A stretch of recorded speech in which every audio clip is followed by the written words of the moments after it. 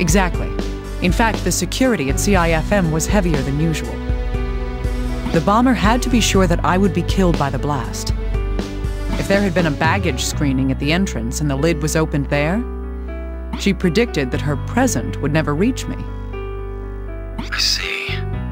So that's why the package didn't go off the moment it was opened.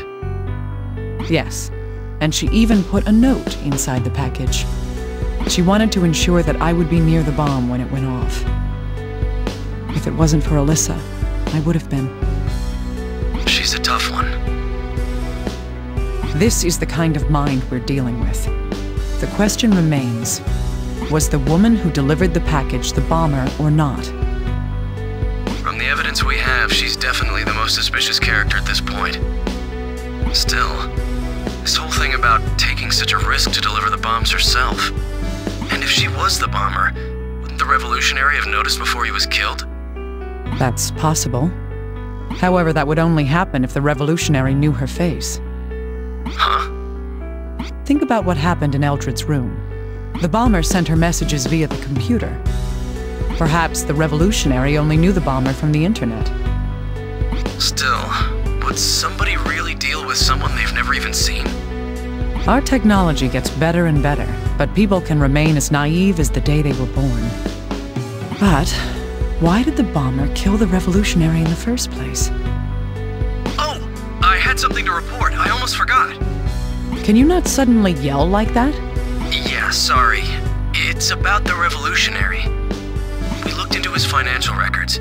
It seems there were periodic deposits into his accounts.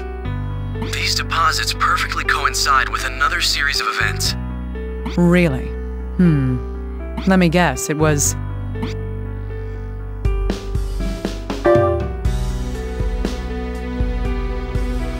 Absolutely correct, Dr. Kimishima. Of course I am. Continue. Oh, yes. There were a total of 4 deposits. All of them were made around the same dates as the bomb threats. $5,000 for the first 3 times, and $10,000 for the 4th time. The last one was double the others? Oh, yes, there's no doubt about it. After that deposit was made, the bomber targeted the one who made the threats for her. Could the change in the amount of money be related to the revolutionary's killing?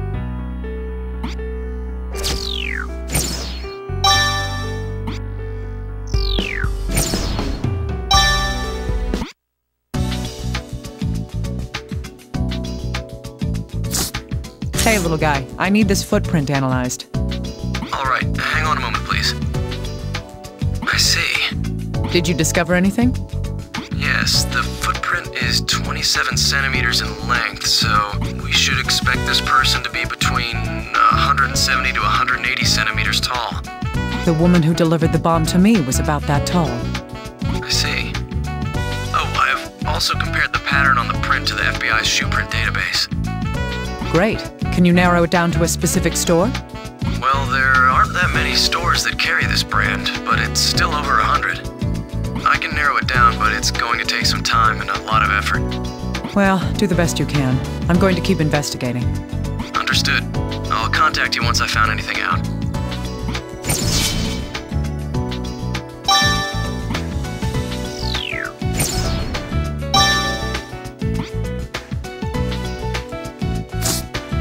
True. We might be able to deduce something from these. I don't like to conjecture much, but I could try making some inferences. The revolutionary was receiving periodic deposits of large sums of money. It's most likely that whoever was making these deposits was...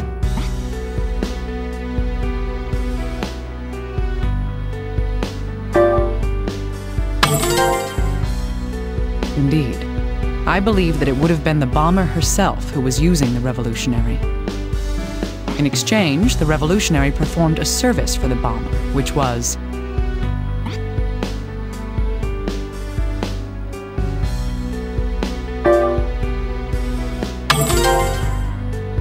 Yes. The bomber paid him in advance to make the phone calls to deliver the bomb threats. But, according to Little Guy's information, there were 4 deposits. The last deposit was very different from the rest. That difference was...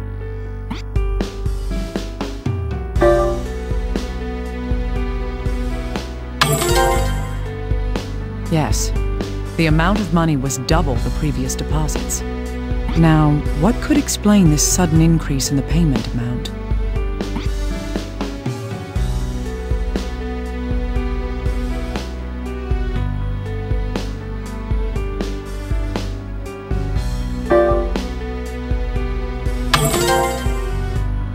That's possible.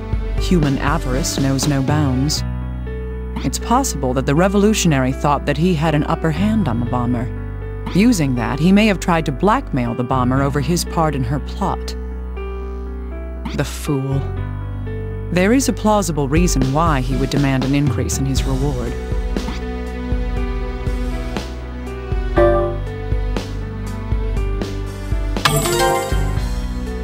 That's right. He took out a loan in order to pay for the expensive guitar in his room. There's no way to know whether his arrangement with the bomber began before or after buying the guitar. But even so, nobody wants to live in fear of debt collectors.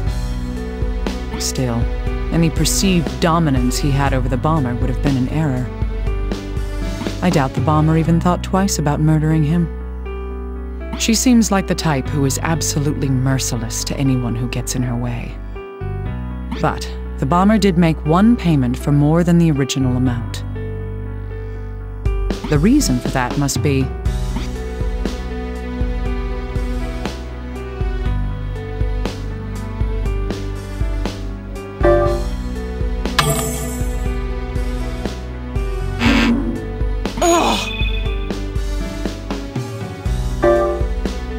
yes, the revolutionary, after being paid twice his usual amount, made the fourth bomb threat. However, he wouldn't have known that he himself was the target of that threat. The bomber's clever. She had the foresight to make the fourth bomb threat before killing Eldred. Without that, HQ and I would have immediately noticed that something was different. She created this diversion to hide her intentions, making Eldred's murder seem like just another attack by the raging bomber. This is all starting to bring one more conclusion to light. It's Little Guy. Did he find something out? Oh, Dr. Kimishima. Thank heavens I could reach you. Calm down. What's the matter? We've made some progress into those deposits paid to the revolutionary. All 4 of them were made from a bank near Higgins Beach. Higgins Beach? That's not far.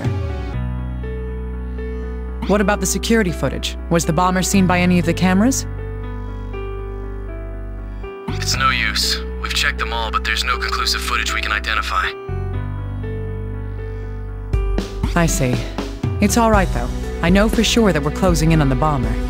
We've gathered quite a lot of information now. If some of the facts we know are put together, maybe...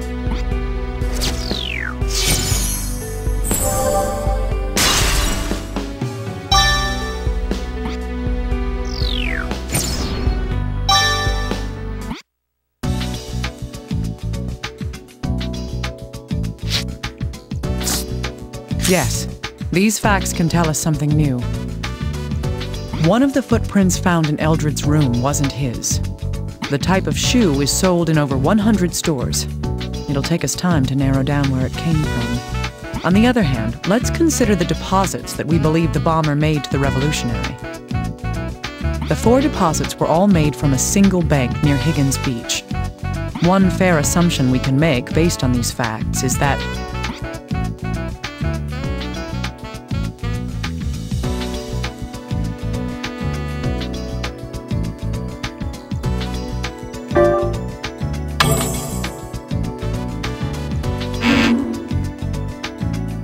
how could I do that?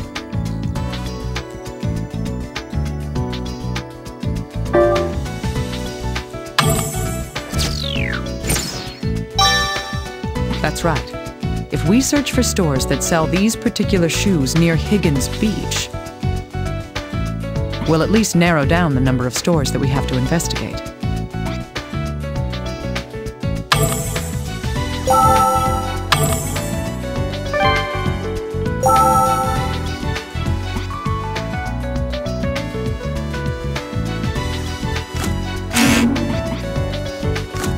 Hey, little guy, I want you to look into something. Sure, what is it? I need you to search for stores in the Higgins Beach area that sell shoes matching that footprint. That would be more efficient than checking out all 100 stores. Can you get on this right now? The sooner we do this, the better. Got it. I'll search through the database we have on hand. Huh. Well, how many stores fit the criteria? One. Dr. Kimishima, only one store. Amazing. Can you search through their sales records? I'll try. We're following your tracks. If this store has the records we need... Dr. Kimishima, I've accessed the security camera footage from when the shoes were purchased. Good. Run it through your profiling algorithms and let's search for these parameters. First is her gender. The person we're searching for is...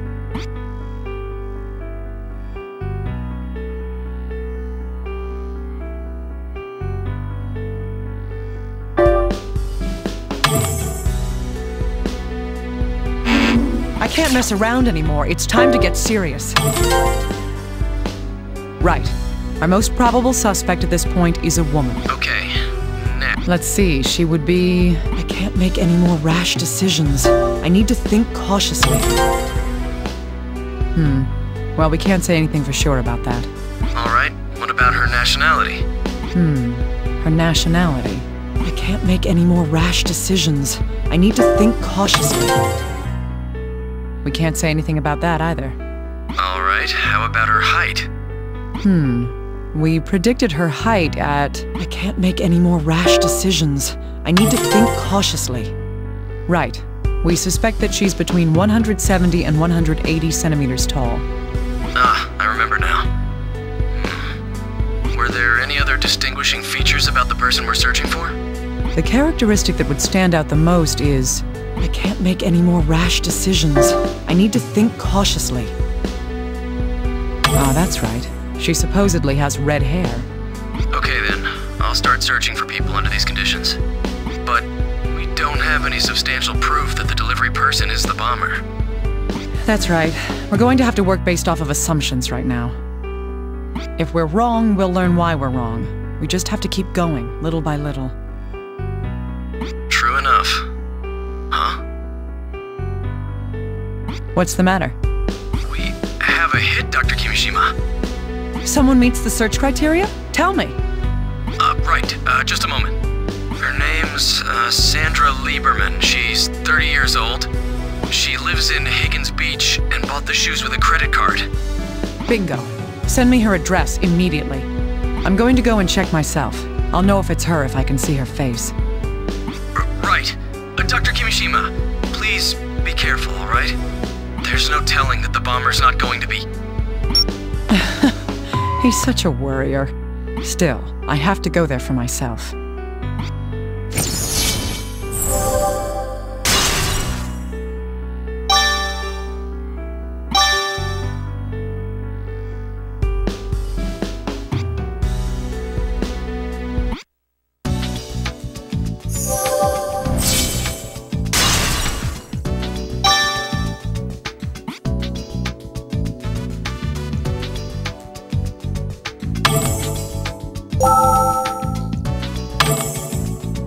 This address is what we think might be the raging bomber's home.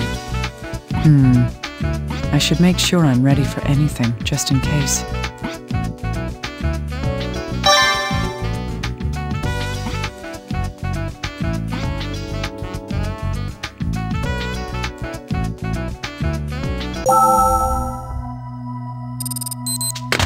Welcome, Corpse Whisperer. Sorry I can't be there right now. Still, since you've come all this way, I have to at least entertain you. You should see 4 bombs before you. They will all explode in 10 minutes. Calling the cell phone attached to each bomb will deactivate it. The numbers are 8 digits each. Of course, those numbers are a secret. There are hints in the room you're in. Now, crawl on your knees in desperate search. If you can deactivate all 4 bombs, you win! If you don't, you die. I'm on my way to give a wonderful present to the world's most famous lady. You know know what I'm talking about, don't you?